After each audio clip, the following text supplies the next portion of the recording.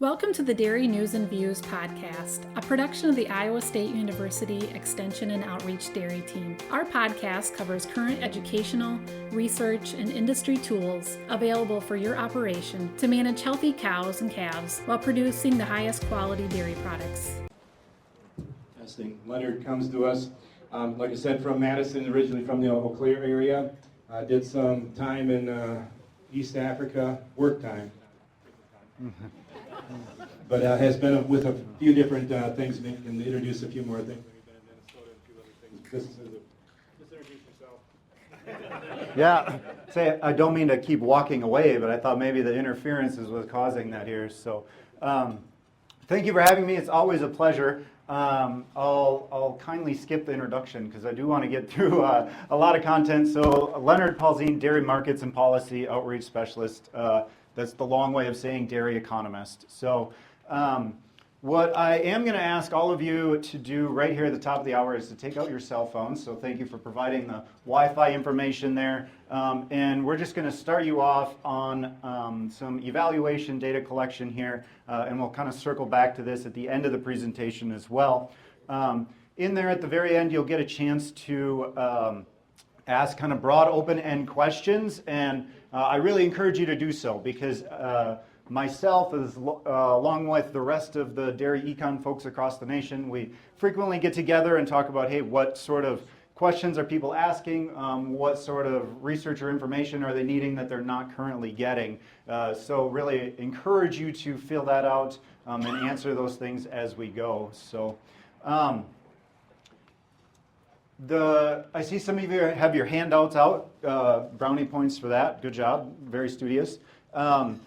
Some of the information that's up here might be different than that. Don't worry, we're not going to go through every single slide in there in detail, but I did want to make sure that all of the information is at least with you, because as we kind of go through what we're talking about today, I know that there's a lot of details and information and things like this around some of these topics at the moment. So I wanted to make sure that if the folks that you work with have questions on any of these, that you'll at least have some resources for them. Kind of to start off with today, kind of the agenda of what we're looking at. We're going to talk about the Federal Milk Marketing Order update. So there's been a large hearing process that went on in order to take a look at adjusting the way some of the pricing mechanisms work within the Federal Milk Marketing Orders. I can see that there might be a yawn or two already in the audience. Don't worry. We'll keep it as kind of impactful and meaningful on the changes as possible. The big reason for this is that this reform happens about maybe if you have a very long career, twice in a career, right? Maybe once every 20 years, right? So I think it's important that we at least spend a little bit of time on what the recommended decision has been and what maybe the final proposed ruling will be.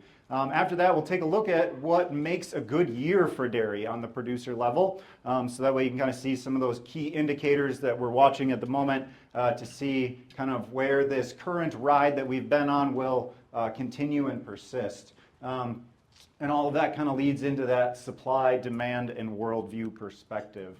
So as we go through this, I encourage anybody to raise a hand, ask a question as we go, because I know there's a lot of detail, a lot of background on this. So feel free to ask as we go along. So Federal Milk Marketing Orders originally started with the Agricultural Marketing Agreement Act of 1937, right? So during that time, just general show of hands, how many people think fluid milk consumption was greater at that time than it is now? You would be correct, right? So what was happening is that such a large percent of milk went into fluid markets. Fluid markets were then the higher value market for that milk, right? So the way that you kind of think about it is fluid and then processed, right? Butter, cheese, and then your powders and things like this. So what would happen is that producers that were geographically close to those more fluid markets and more available to that were receiving a higher price for their milk. The farmers that were geographically located further away were receiving a lower price, right? So during that time, 1937, they said, hey, what sort of market mechanism or legislative mechanism can we put in place in order to have a smoothing mechanism for this so that way people can share in the revenue of these higher valued markets, right? So that's why when we look at the very top line, the objective of federal milk marketing orders is to promote orderly marketing conditions. You'll hear that terminology a lot, orderly marketing conditions in the fluid milk markets, right? So one of the big critiques or criticisms or things like this that we often hear about federal milk marketing orders is, hey, they were created during this time frame when our fluid consumption was so much more than what it is now, right? Because now they kind of switched, right? We went from high fluid consumption when this was established to lower fluid consumption now. Well, our response to that is that this is the existing legislation, right, in which all of our milk pricing is kind of built on. So when we had this hearing process, because the system is set up to capture those end product prices that we're basing our component values off of. Next is establish minimum uniform prices across the pool.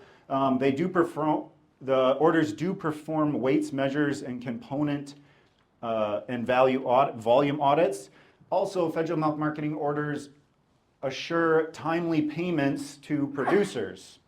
So the reason that milk checks are sent out at the interval that they are is because of the rules and regulations in federal milk marketing orders. And again, market information. Other functions that we are no less important but sometimes aren't thought of is export certification systems, or export certification services, dairy standards and product grading. They've administered the fluid milk processor promotion and the dairy research and promotion programs, such as the checkoff programs. And they've done the pandemic market volatility assistance program, milk donation reimbursement programs, etc. In a second here, we'll talk about what the changes are being proposed, right? And then ultimately it goes to a producer vote. And during that producer vote, you're voting for the changes or you're voting to terminate orders, right? And remember when we said that the federal orders kind of act as the traffic cop. Well, we get the question of what would happen if there's no orders. A lot of these functions, there's no other backstop or legislative policy in place in order to perform the functions that the order has been doing, right? So when you talk to folks out there and they have questions about it, I encourage you to at least inform them of that, right? So that way they can have an educated decision on how they might want to vote. So right now, this is our current 11 federal milk marketing orders across the entire U.S. It is important to note that not all farm milk is priced based on federal milk marketing orders. Part of the reason for that is that not all farm milk is sold in marketing areas. And again, like we talked about before, all Class 1 fluid plants are mandated to pool, right? Other manufacturing has the option to be regulated. That means pooling or depooling. Depooling means opting out of being regulated by federal milk marketing orders. So, which means that buyers other than Class 1 in regulated areas can choose not to be regulated. So we're just going to go through kind of the key elements in what this proposal is, right? So the USDA held hearings that consisted, I think it was from July, I believe, until almost the end of the year. So this has been a very long, ongoing process with hundreds and hundreds of hours of testimony and thousands of pages of documents that were submitted to USDA. When USDA makes their changes and makes their suggestions, it's important to note that they can only do it on the evidence that was provided to them, right? So that means that there's been this, like I said before, this very long process of submitting evidence to USDA so that way they can come up with these proposed changes to the existing legislation. So Changing our standard composition. So protein is going to be 3.3% up from 3.1. Other solids 6% up from 5.9. Non-fat solids 9.3% up from 9. So in the multiple component pricing orders, which would be ours, right?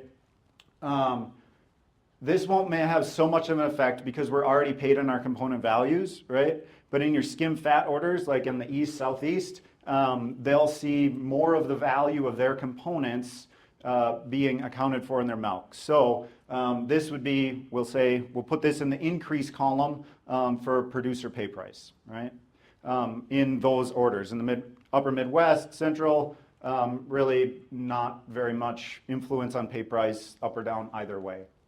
I think this is a good example of how we have, how they've responded to market conditions, right? Because we have this increased over time of fat and protein percentages in our milk, right? And we have a chart for that a little later coming up. But where we're trying to match the market conditions to the legislation or the policy, right? So remove barrel cheese from that class 3 pricing. This, it kind of depends on the market. If this is going to be a plus or a negative, generally speaking, historically, slight bump to the increase. The big question here is that part of the reason that barrel prices were depressed for quite some time is because we had so much increase in processing capacity of barrels. What's happening right now is that we're seeing a large increase in processing capacity for cheese. So the question that remains is if we're going to see any potential, if we could have seen barrels potentially pull that class 3 price up more, right, than what we did historically, simply because of the changing marketplace. But USDA believes that blocks and barrels have kind of become two separate fundamental cheese markets, right? So, and it may, in their opinion, more cheese is priced off of that 40-pound block than priced off of that 500-pound barrel. So this was their recommendation. Also to increase the make allowance for cheese, butter, NDM, and dry whey. So again, that's the processor's amount that they receive per pound for transforming this from your raw milk, or your raw milk, people get the, think I'm talking of like raw milk, right? So from the farm's milk into these end products. This will really be the most influential policy change when it comes to pricing of milk, especially in our geographic area here.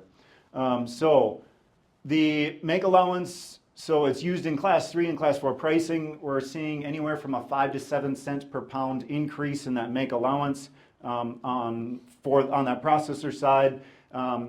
One somewhat offsetting influence in this is the increase in butterfat retention factor in cheese, which means that essentially you're counting for more of that butterfat that goes into that production process, right? That you're able to take out of milk in order to turn into cheese. So that offsets some of the negative influence that we see from this increased make allowance. Also proposed to revert to the higher of, instead of before we had the average of plus 74 cents for the advanced class 3 or class 4 skim milk price for that class 1 skim price. Also new is this provision for ESL, or extended shelf life milk. So that will maybe bump up producer price a little bit, fairly marginal. The higher of should, we would have seen like an 11-cent increase, right, in producer pay price per hundredweight historically if the higher of would have stayed in place. So we'll say that that's an increase in producer pay price, but fairly marginal, but we will see maybe some additional volatility that comes in from that as well, simply because we don't have that smoothing mechanism in there. Increase in Class 1 differentials. Class 1 differentials is what we call the spatial component to pricing, right? So at the very beginning, we talked about when this was created, it was created because farmers that were geographically close to that fluid market were getting paid more, right? Well, now, where is most of our fluid consumption geographically? What are your guesses? The coast, specifically the East Coast, right? East and Southeast. Where is most of your milk production?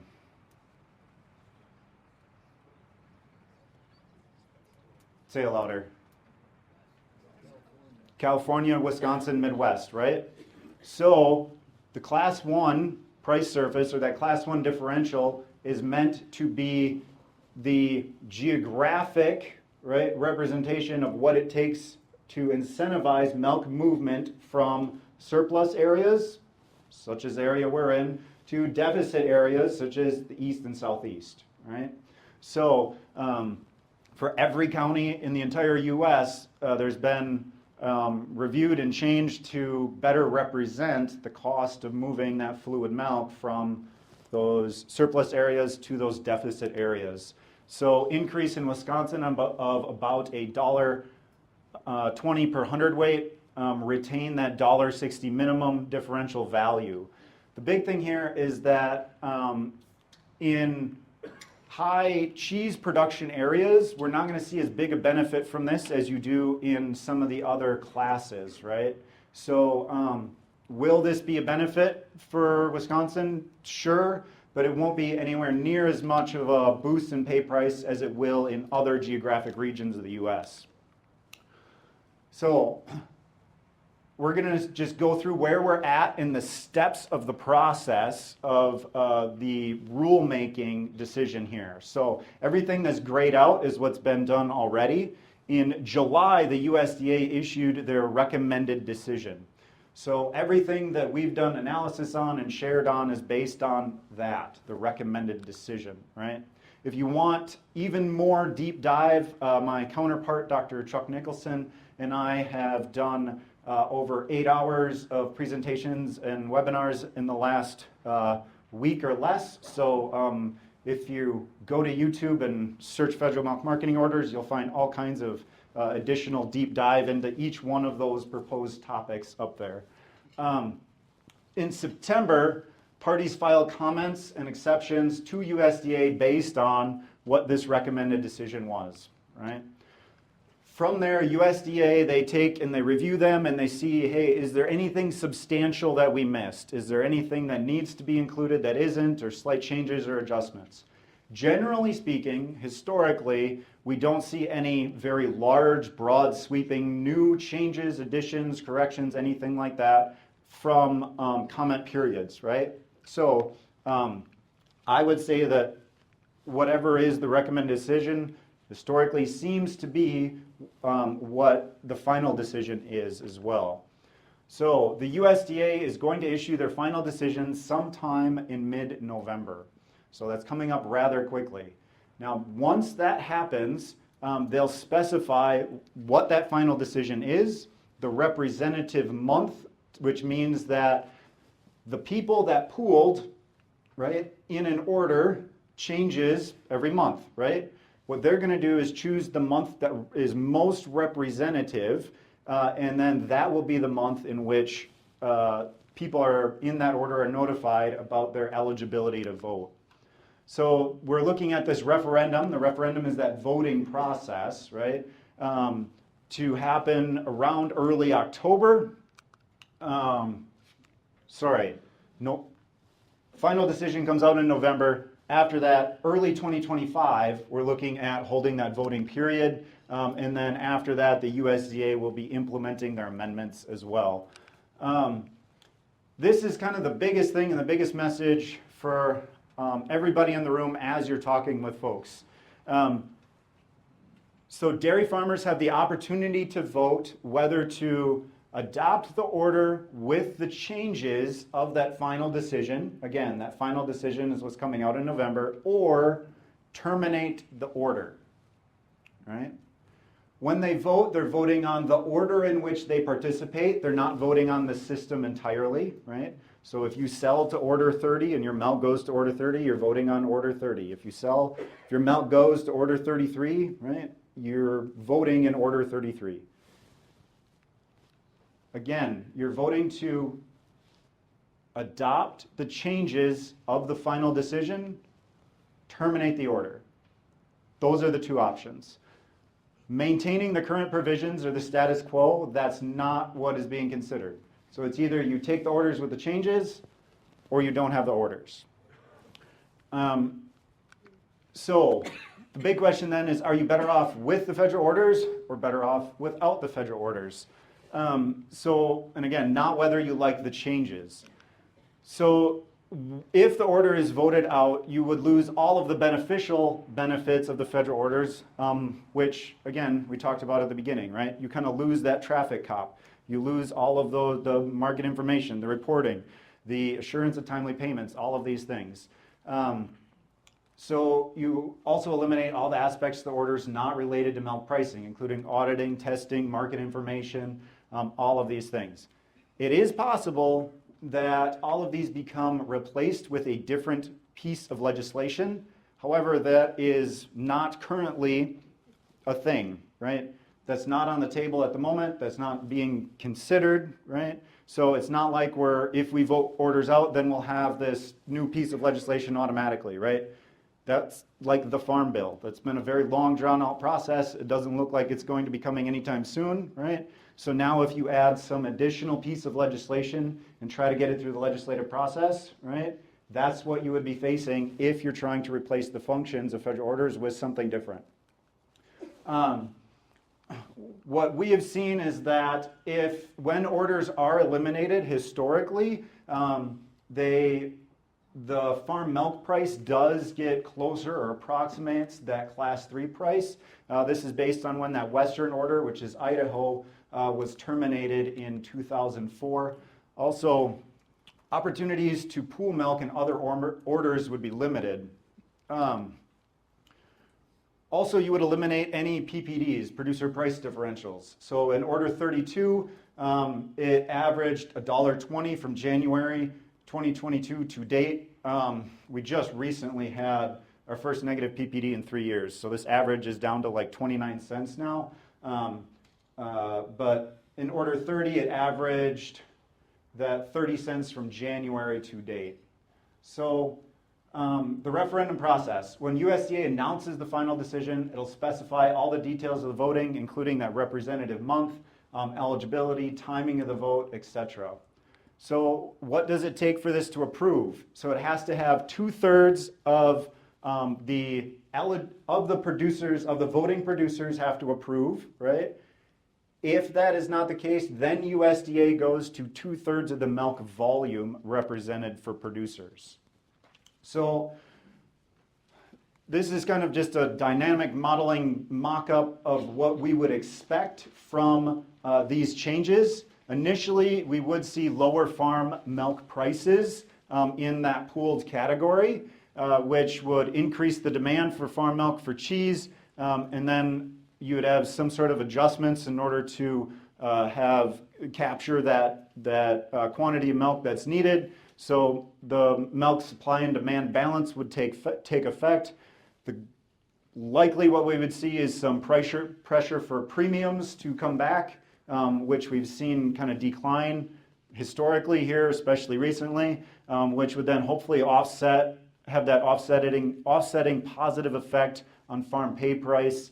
And also we would expect more milk to be pooled as well through this entire process. This is really what I wanted to get to here. The impacts of this geographically vary widely. So to be kind of frank, the losers in this are Wisconsin, California, Arizona, right? If we take a look at Class 1 and Class 2, that's that chart on your left, they are going to see a pretty big increase in their pay price here. And overall, all milk price more or less flat to slightly negative, right? A big reason for that is that Class 1 price surface, and pulling up a lot of this, and also in those orders, those skim milk or skim fat orders, they'll see those component changes come through in their milk check have a more positive benefit than what we do in our multiple component pricing orders. When we get to the class 3, you'll see our class 3 price initially, and this is based on dynamic modeling that we've done that kind of takes into account some of the supply and demand adjustments that we would likely see take place from these changes. That our class 3 price will be kind of that 8-cent decrease here with gradual increases over the next few years, and then kind of come back up with kind of that 10 to 20 cent range decrease in pay price. Where you're really going to notice it is the class 3 component values. So on paychecks, from that 60-cent mark decrease in class 3 component values based on these recommended decisions. So, and then overall, that 45-ish change in class 3 components kind of as we get smoothed out. So when we talked about what's better, right? Having the orders or not having the orders.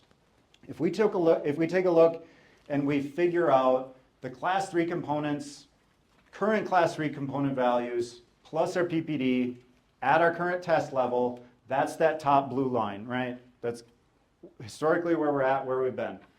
Now, the next line is the recommended class 3 components at test with the PPD. So, where we're at, the recommended is that blue, right? Without order, from that, since we don't have any information on milk that's not pooled, we can infer a non-pooled milk price. That's that orange line, right? So, if we infer that non-pooled milk price, we can also infer that if we don't have federal orders, our pay price is going to be much closer to that orange line, right? So the question is the proposed greater than that dashed blue line, greater or less than that orange line? Still greater, right? So what it kind of comes down to is, do you take some loss through the recommended change, or do you take more loss by not having the federal order system, right? So I'll leave you kind of with that sort of a takeaway when you do talk to producers or have any folks on co-op boards. But kind of the big thing on impacts is that it will vary greatly depending on utilization, depending on geography as well. Overall, I do encourage you to think about or realize, and we'll talk about this for the rest of the presentation, is that markets set prices, right? Federal orders are the way that we calculate back a portion, not all, but a portion of producer pay price based on the market information that we have, right? At the end of the day, your basic underlying market fundamentals will always outweigh the impacts on producer price more so than what the proposed changes will, right? All else equal. So if anybody's interested, we do have a dairy markets and policy website where you can find all of these informational letters on where to get, if you want to dive into each one of these even more. So, questions on that? Thank you for sticking with me. I know that it can be difficult, to say the least. Questions on federal order stuff? Awesome. So, who thinks it's been a good year so far for dairy? Who thinks it's been a bad year? How many people are kind of in the middle?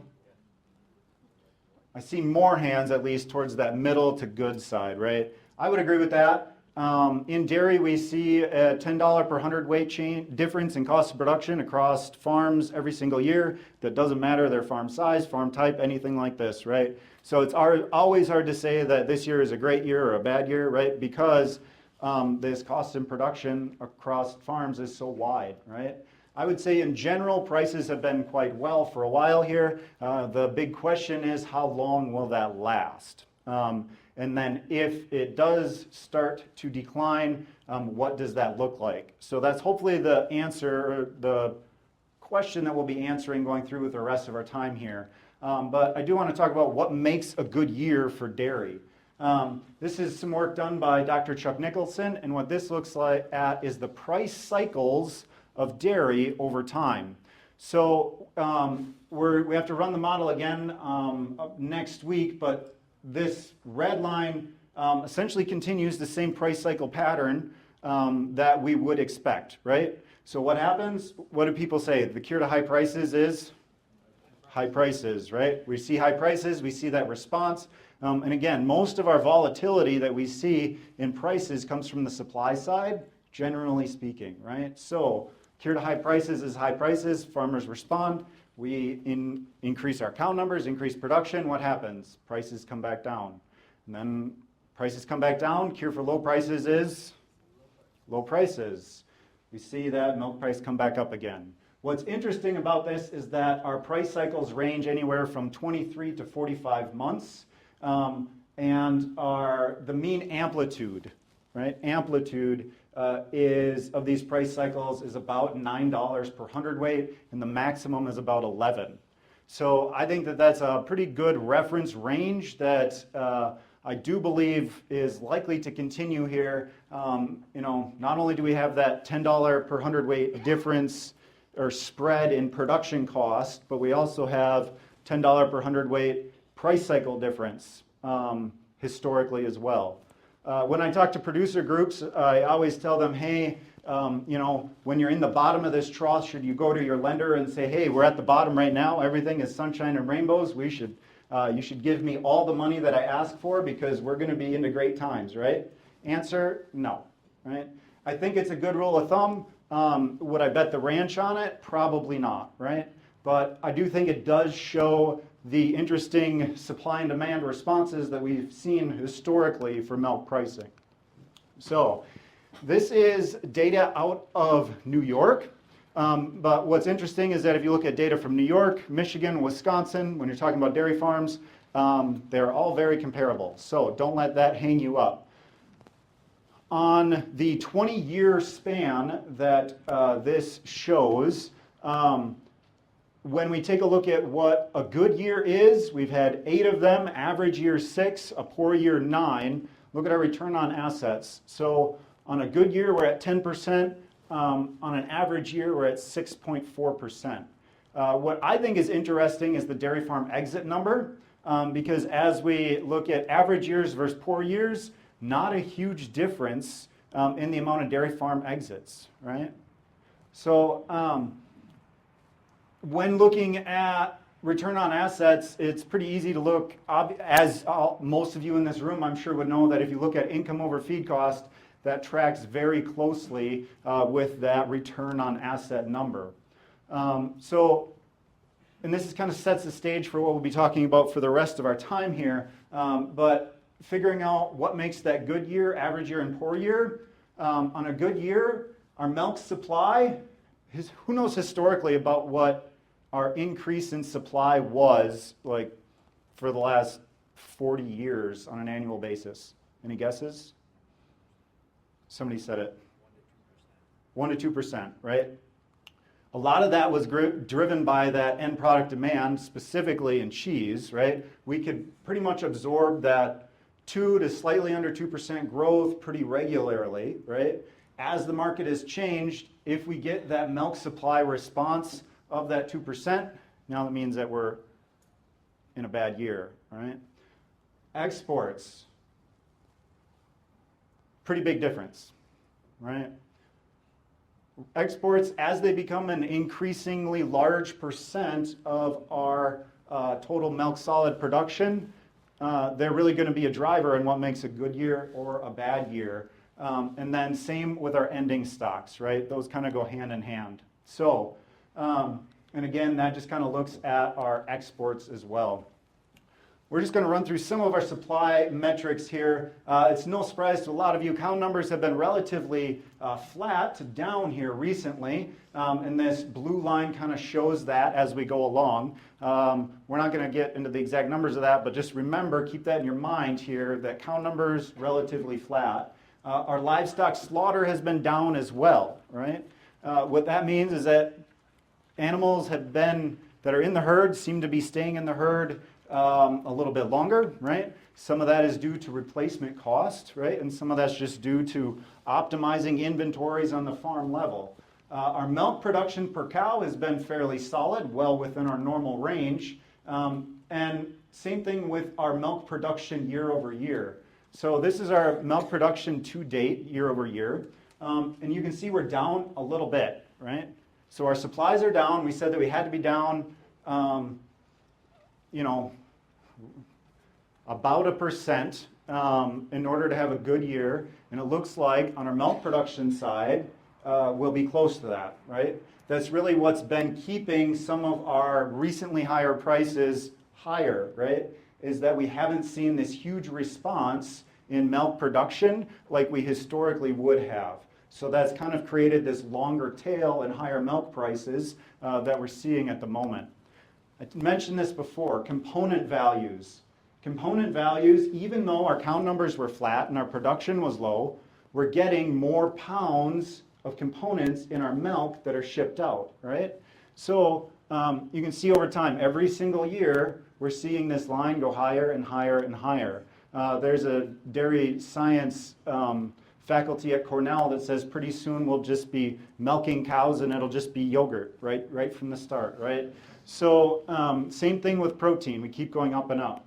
If you just calculate the volume of milk times our protein or times our component values, what do you see especially recently? Our milk production was flat, but what happens to our components? Our total pounds of components that are being shipped, right? We're seeing that still increase, right, and still stay relatively high. So that's been a large offsetting effect to this cow numbers, right, that we normally historically have seen. I know we're kind of tight on time, and I want to get to some of the more interesting things, but we'll run through this quickly. We've really seen this shoot up in our Class 3 price, driven by cheese recently, right? We've seen the large Class 3-4 spread for quite some time, because butter prices have really what's been carrying that whole dairy complex for, the whole first part of this year and most of the last half of last year here is what's really made kind of set that floor for a lot of our milk pricing. So right now, cheese is really coming back and winning the day there. We have been able to win some exports recently for cheese, which is great. And even though our production is good, our total domestic disappearance has been staying rather steady. The reason that that's a really good thing is obviously it's better if domestically we can clear more product than internationally, especially for a product like this, for cheese. But we'll see in a second here, the big question there is inflation, because as food eaten away from home, if that starts to decrease, we often see our cheese price go right along with that. So at the beginning we talked about, again, what makes a good year, what makes a bad year. Cheese stocks. Our stocks are down, right, year to date. That's a good thing. If we have tighter stocks, hopefully prices will remain. What is very interesting on this NDPSR graph is that our red line is price and our blue line is volume, and we have seen not only the increase in price, but the increase in volume of sales at the same time, which means that our end buyers are hungry for our product. A lot of times, as you would normally expect, those two lines are fairly inverted. I had to include this graph because it might be the last time you'll ever see an NDPSR barrel graph. Anybody know why? Say it louder. Because they're dropping it from the federal orders, right? So I had to share that with you. Also, we've seen this big increase in price and that big increase in volume as well. I took the liberty of mapping out how milk is priced here for you. And kind of the orange and green areas is where I would say some of our more attention is on at the moment. Cheese production, that's kind of the big thing. I'll get into that in just a second, but our sales have been good, which has been really driving that whole complex. Butter on that class 4 side has been good as well. Our production is good, and our domestic disappearance has been quite strong as well. The big question on that is stocks, right? So we're a little high on inventory at the moment. As soon as that starts to build inventory, then the question becomes, how long will that class 4 price maintain? At the moment, the market is pricing it quite well, well into the future, so there isn't as much down pressure or concern on that at the moment. Again, everything here is kind of in that yellow range, and we'll talk a big portion of that right here. So right now across the entire dairy complex, there's approximately $8 billion worth of new investment happening across the entire U.S., across every single product space. The big question is two things. One, if you increase the amount of supply that we have on the marketplace for the end consumer, generally what does that do to prices? Increase them or decrease them? Decrease them, right? So if we have this much more processing capacity happening and it goes out into the marketplace, we have to be able to clear that. Fairly solid argument for some price pressures on the horizon. The second thing is where this milk is going to come from. I think it's reasonable to assume that there isn't going to be a lot of cow purchases, inventory purchases, simply because that inventory isn't there in order to grow these cow numbers. But I do think that there's been a lot of supply chain coordination between the farmer and the processor, right? In order to say that, hey, we're going to need more milk at these specific time frames, right? Are you going to be a producer that we can work with in order to grow, the inventory or the supply of milk that we need, right? So the big question at the moment is how much milk is already accounted for based on internal growth versus how much they're going to have to pull from the open market. If they pull from the open market, we could see continued positive price pressure for some time, right? Because we haven't seen producers increase their cow numbers in production, right? That's been fairly muted. So, big question. If they're pulling a lot from the open market, prices increase. Eventually that will stabilize, right? Because processors won't be fighting for milk. Once they stop fighting for milk, then what happens? We get this end product on the market. Once that end product is on the market, right, and there's more of it, and our demand has been stable but not resounding, what does that mean? Price pressures, right? I think that paints a pretty good story for as we go forward, we could see this continued long tail of higher milk prices, but at our next correction, we could be quite low and quite prolonged, right? Simply because we're going to have so much more product on the market that we have to clear at lower prices. And everything on the dairy complex story for the last year and a half has been demand kind of chugging along. You'll hear some weeks, oh, we're all right today, and then other weeks, oh, not so good, right? And everything that's changed in order to get us to this current price level that we're at has all been on the supply side, right? So if on the supply of milk side, right? So I think that's the big question right now, and kind of where we're at going into the future. This is just the restaurant performance index, and this is food away from home versus food at home for inflation. The big thing to note is that blue line is much lower than the red, which means that that kind of acts as an incentive for people to eat at home more than away.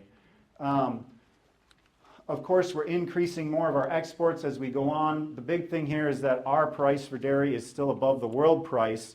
The thing that's really been holding us up and kind of boosting us is that as we look at our change in exports and change in supply, the EU has increased production, but they've really lost exports. We're kind of just chugging along.